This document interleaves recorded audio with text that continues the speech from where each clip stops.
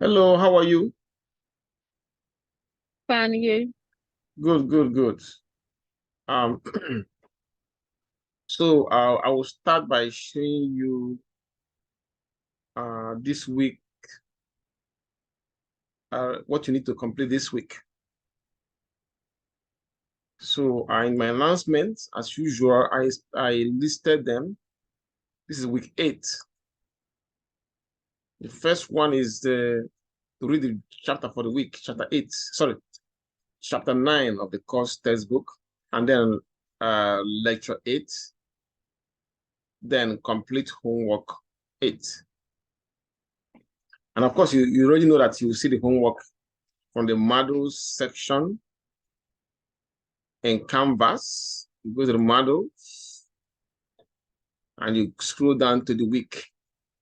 This is week 8. So this is the lecture. This is the homework 8. And of course, you have the textbook. So you can now read the chapter and then do the homework. Having said that, we can now begin our class session tonight. So in this class session, we'll be focusing on two things: empowerment in the workplace, and then on quality. When we say empowerment here, we are referring to the basically enabling lower level employees to take decisions required for carrying out their duties. Is another way of saying that we delegate duties to lower level employees. Just 1 minute. Let me take their name. 8 words. Okay, Hassan, 8 words. This in. All right. So in employment, what we do is to give lower level employees the authority to make certain decisions with respect to that affect their position or their department. I would say area they cover their department, put that way. So it's a modern tool that improves the quality of life for the ordinary employees.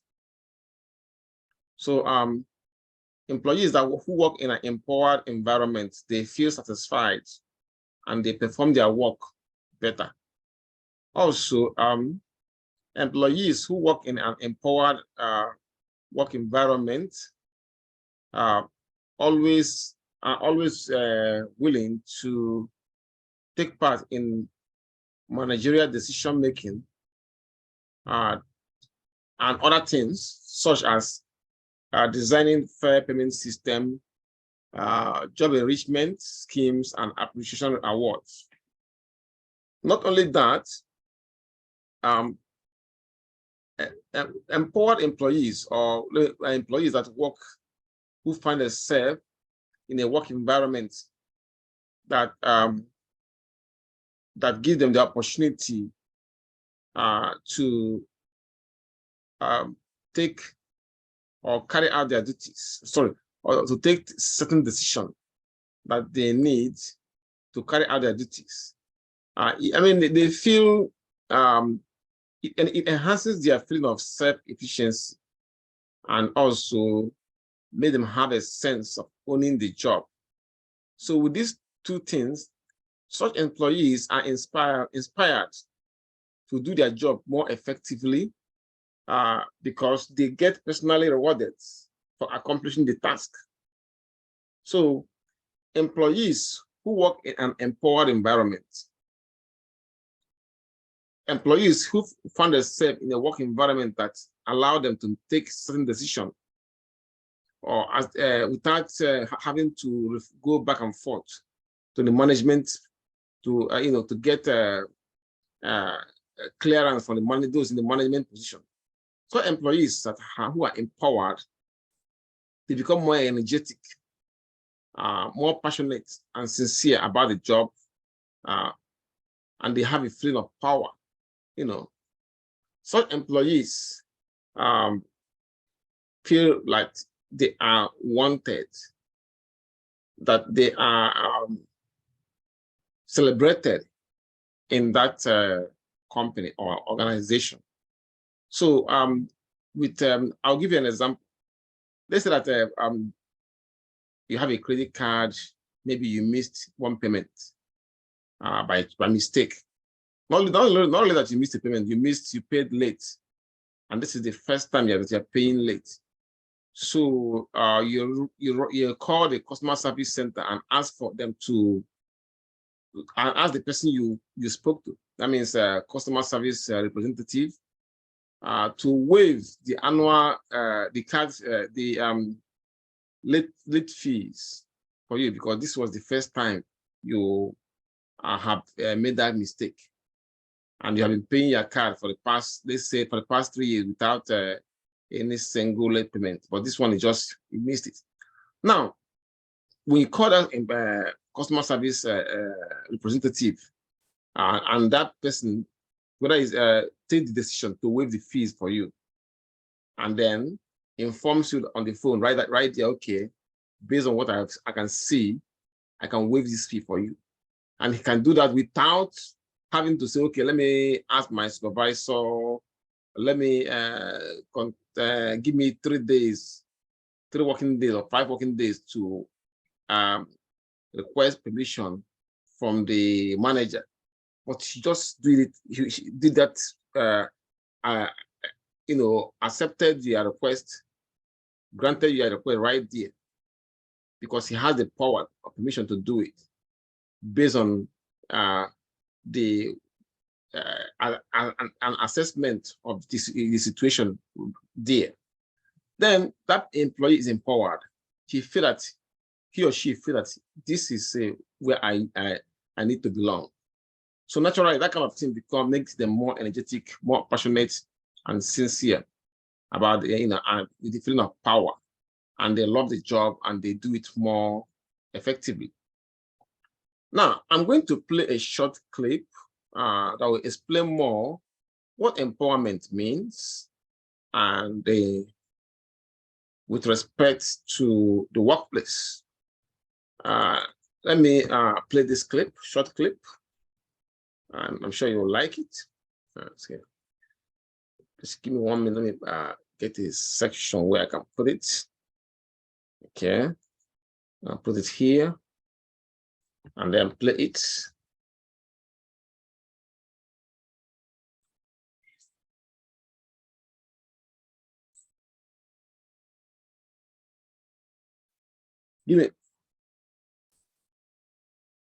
Hold on. Let me make sure you can hear this. You will find that their answers can differ greatly. Can you hear this sound? In our research, yes, we have found in a number of people Good. this question, you will find that their answers can differ greatly. However, does that mean they are all wrong, or are they all right? Empowerment in recent years has been one of those buzzwords that is thrown around in business and organisations to empower employees. But is that all empowerment is, and what does it mean?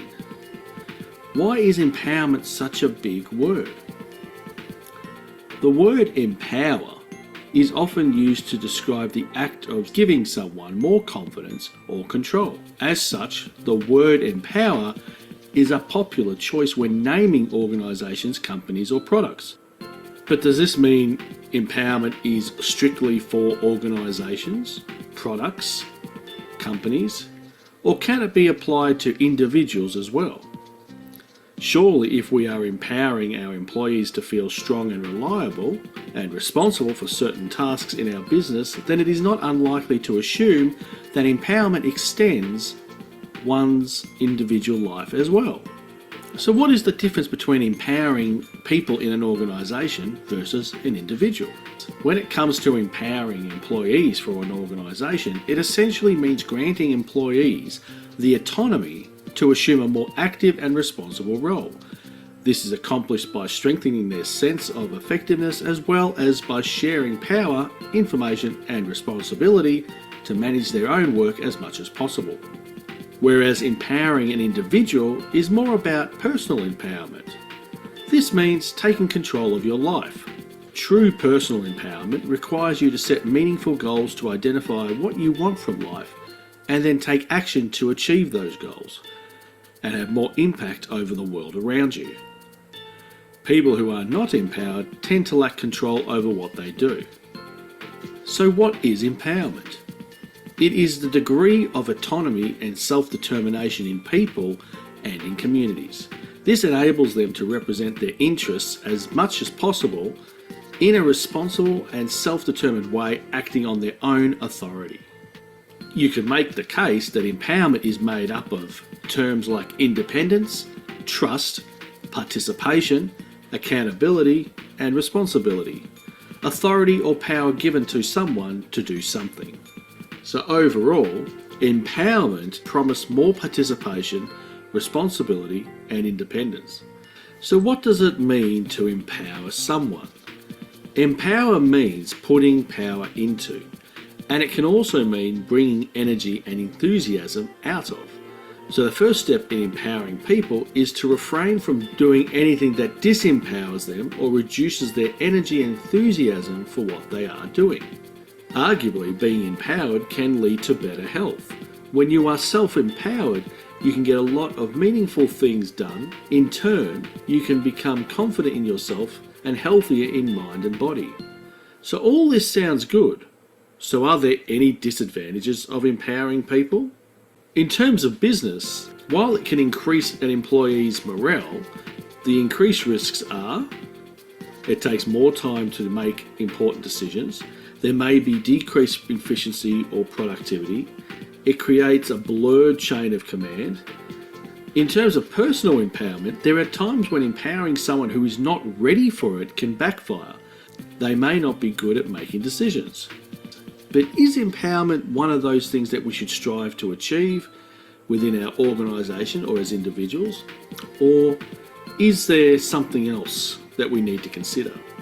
A well-known American psychologist, Frederick Herzberg, once wrote, "It's the job of the manager not to light the fire of motivation, but to create an environment to let each person's personal spark of motivation blaze."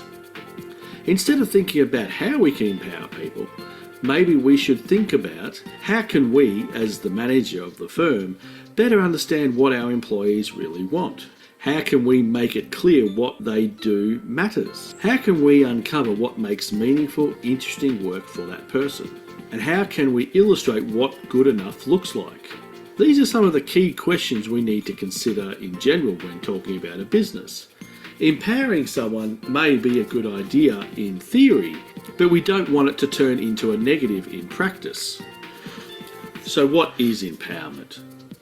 Empowerment as an underlining goal may be something that's important, but good leadership is really what allows empowerment of others thrive. Thank you for listening to our video scribe. For more topics.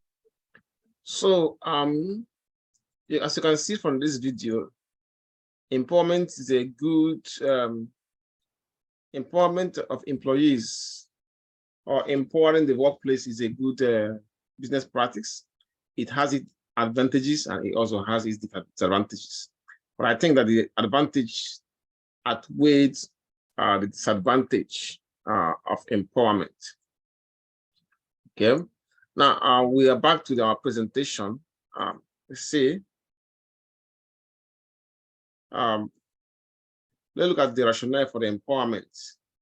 Generally speaking, in the traditional management system, the system that what I call the modus operandi of the management and that time in the past, excuse me, the top management formulate policies, and then take policy decision. Then they move that down to the middle managers who execute those decisions. And then as they execute those decisions, and that will now involve the lower level managers who take operative decision, and then the workers who implement those decisions. So, but then it was felt that lower level employees do not, it was felt at that time, lower level employees do not have the knowledge and skills to take decisions. That was the general belief at the time, that lower level employees don't have that skill. So, but now with the increase in the educational level, you see there's some, as a matter of fact, you would find that there's some lower level employees might be, you can see, you might see somebody who work in the factory floor, but at the same time, he or she is taking college classes. See? So even though he's a lower level employee, he or she work in the warehouse, but they are going to college, taking advanced courses in business and accounting, finance, or even engineering. So now, with the increase in such categories of people at the factory floor or the business at the lower level management, lowest level of management, it becomes very important that it doesn't make any sense for the top management and middle management to monopolize authority or to be micromanaged every aspect of decision making. So they realize that even the employees at lower level can take operational and executive decisions.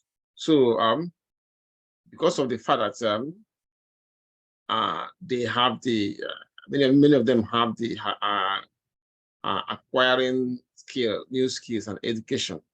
So the management now decided to give some degree of autonomy to them to make certain decisions. So, and this is possible if they are delegated with required authority. Okay, yes, give them that authority for autonomy and decision. Not all decision. This is decision that will not require that can be, I would say, be allowed for that group of personnel to handle, So now there are a few things we need to know about this concept of empowering employees. The first one is that it is not, it is humanly impossible for a manager to do all the work by himself or herself. So, which means that the manager has to delegate the work to team members, and then let them allow them to do the job. And for this purpose, the manager has to assess the relative strength of those members of the team. You can't just delegate the work or grant them autonomy without knowing their capabilities. So you have to assess their relative strengths and find out who is interested in taking additional tasks and in the learning from the experience of fulfilling those tasks. Now, another thing we need to know is that there is a very strong association between employee empowerment and their satisfaction in the job. Another way of saying this is that there is a strong positive relationship between employee empowerment and employee satisfaction measured in terms of the turnover, service quality, productivity level, and customer satisfaction, which means that the higher this employee feel that they are empowered, the more they'll be satisfied with their job. And then with that satisfaction, they'll be motivated to stay in the company. They will not like to leave because they believe that this is where they need to belong. Also, that means employee turnover will decline. Then service quality will increase because they are empowered and then they are satisfied, which will make them to give their best to the company.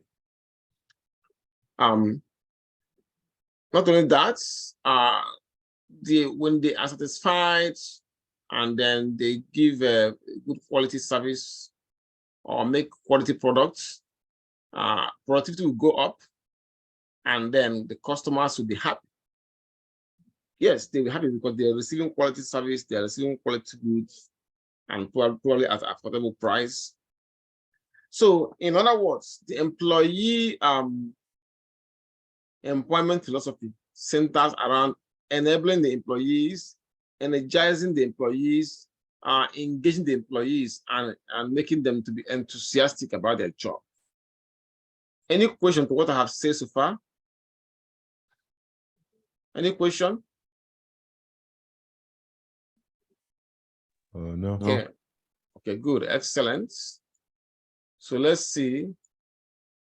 All right, let's see. Let's continue with the presentation then. Now, this will lead us to the principles of empowered workplace.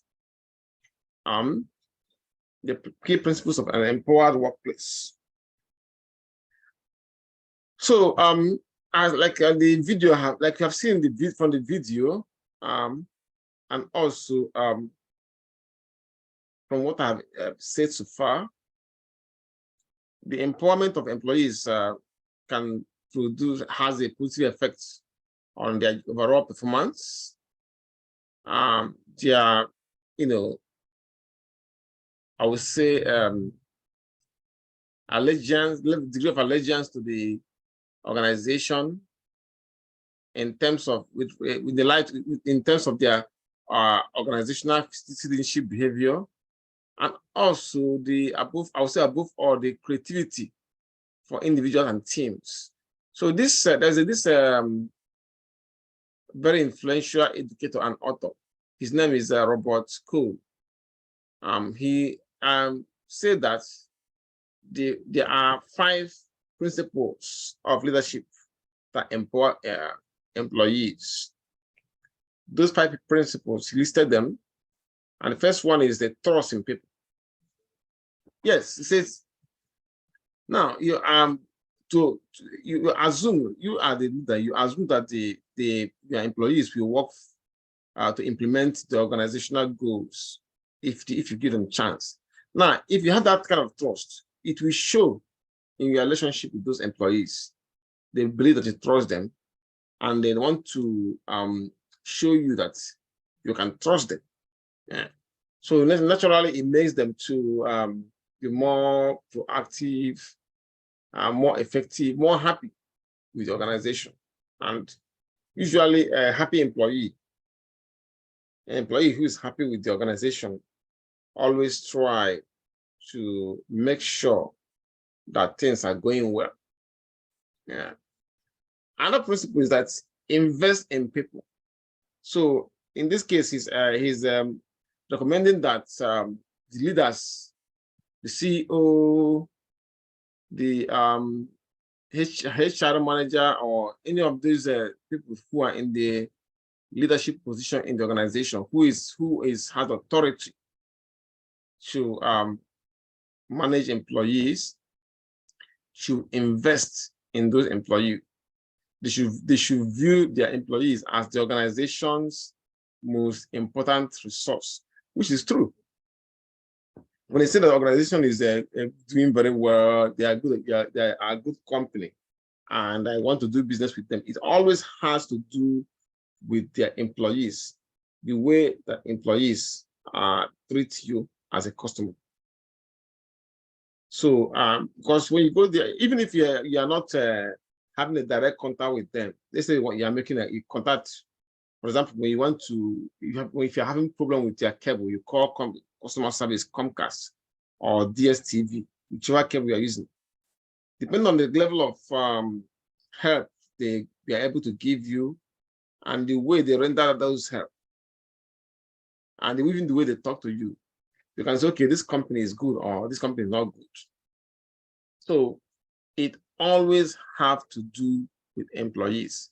So the company should recognize that these employees are the organization's most important resource, which, if cultivated, will yield positive returns. Yes.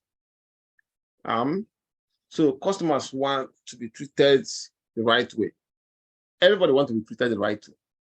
If you even think of it in your personal relationship with a friend or an association you are involved in, you are with, we are not treated well, you don't feel that you belong to that association. And when a friend doesn't treat you well, you feel betrayed, and naturally they want to avoid him or her, or avoid the association that is not making you feel as a member, or that is that the members are treating you the wrong way. So it's some way you can see that in the business as well. Customers who patronize your products, you are like the company is like an association they belong to. So if you treat them well, they stay well, and then they stay there and open their wallets, and that can make the company or organization to continue to grow. So in other words, the management, or I would say the leaders, must view the people in the organization as their most important resource, so that they need to cultivate that resource. So that, and if they do that, it will yield positive returns in different forms: more sales, more customer loyalty, and of course, more sales lead to other things. Things like, okay, you are making more sales, you are growing. Of course, that means you have to expand. And when you expand, you will now need to hire more people. So it is all about benefit of this kind of this realization of that people are in your organization are the most important resource that you need to nurture, cultivate, and then expect a positive return in the long run. Okay. The third principle, because remember, he mentioned that there are 5 principles of leadership that empower people. The third one is to recognize accomplishments. Yes. As employee enjoy recognition, and there's this pyramid. I think it's called. I forgot what it's called. At a certain point in time, people who work for you want to be recognized. That, okay, am I doing well, or how am I doing? So the symbolic rewards that we give to those employees who are doing better than others can serve as a motivating tool for making the others, work harder. So show people, give them rewards if possible. Show them that they are valued. Recognize their accomplishment. And I've seen there's some grocery stores. I think there used to be a time at Food Lion when I went to buy something from Food Lion. As I'm entering at the entrance, I get my cards. I'm walking in. I will see it's something like a portrait of one of the employees, and they will say that he or she is the employee of the year. That kind of thing, employees value it a lot, and other employees who work there want a piece of the action. They want to be recognized too, so they work harder, treat customer better, and then to qualify for the position of an employee of the year. So, excuse me.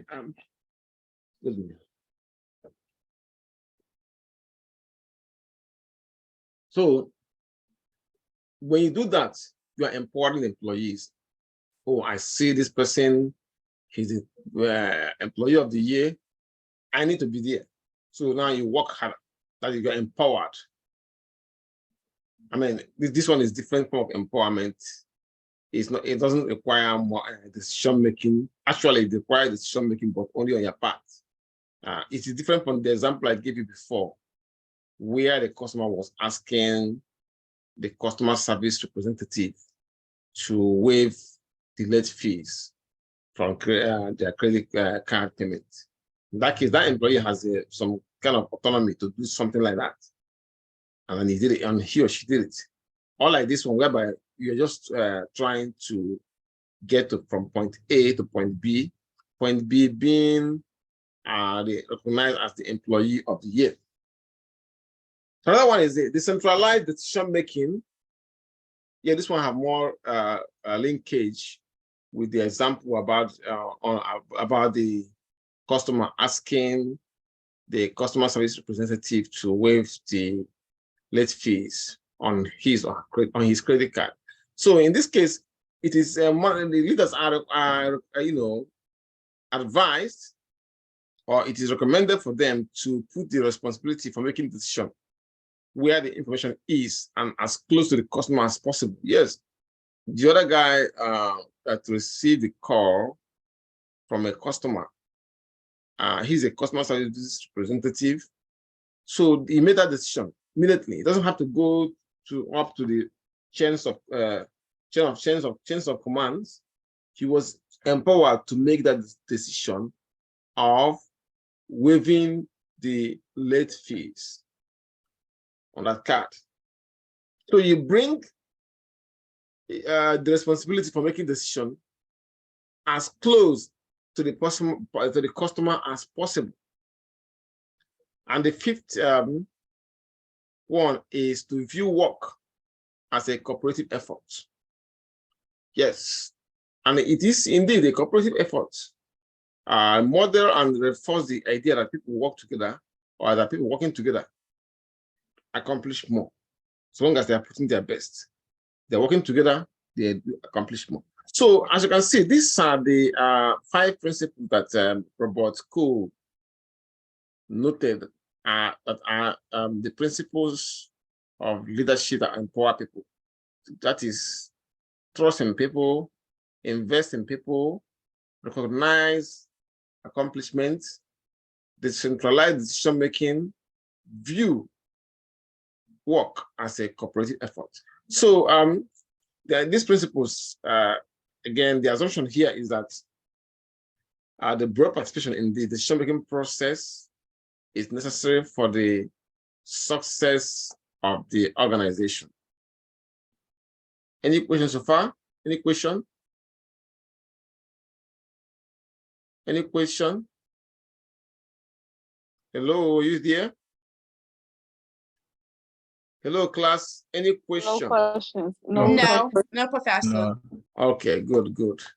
So at this point, we'll take a look at high performance team and workplace. When we say that a workplace is a high performance workplace, we mean that it is a physical or virtual environment that is designed to make workers as effective as possible in fulfilling their duties. Those duties, of course, have to reflect the business goal and have to be providing value or adding value to the organization. So there is a work environment which can be virtual or physical. So that work environment is designed to make workers as effective as possible in supporting the goals of the organization and in providing value. So we call the kind of work environment a high performance workplace. So in a high performance organization, something we call high performance organization. That kind of organization is an organization that can that achieve their financial results that are better than those of its peers. We call it a high performance organization because in that kind of organization you have it is the type of organization that have a high performance workplace that motivates and energizes their employees. So as the result is that they achieve financial results that are better than those of their peer group over a given period of time. So now, what leads to the what make a workplace to become a high performance workplace? Well, it is basically, in addition to what I have said before, it is the outcome of balancing investment in people, process, physical environment, and technology to enhance the ability of workers to learn, discover, innovate, and lead, and to achieve efficiency. So these are the kind of things that they make a workplace to transition to a high performance workplace. So now we have only 3 minutes left. We can't achieve much in 3 minutes. So what I'm gonna do is to time us out. When I time us out, please wait for 10 minutes and log back in. Okay? Okay. So when you log back in, use the same link that you used to join us tonight to log back in so that we can round up. So I will see you guys in 10 minutes. All right. Any question before we leave? Any question? Hello? Can you hear me? No question, no question. Okay, so I'll see you back here in 10 minutes. Okay.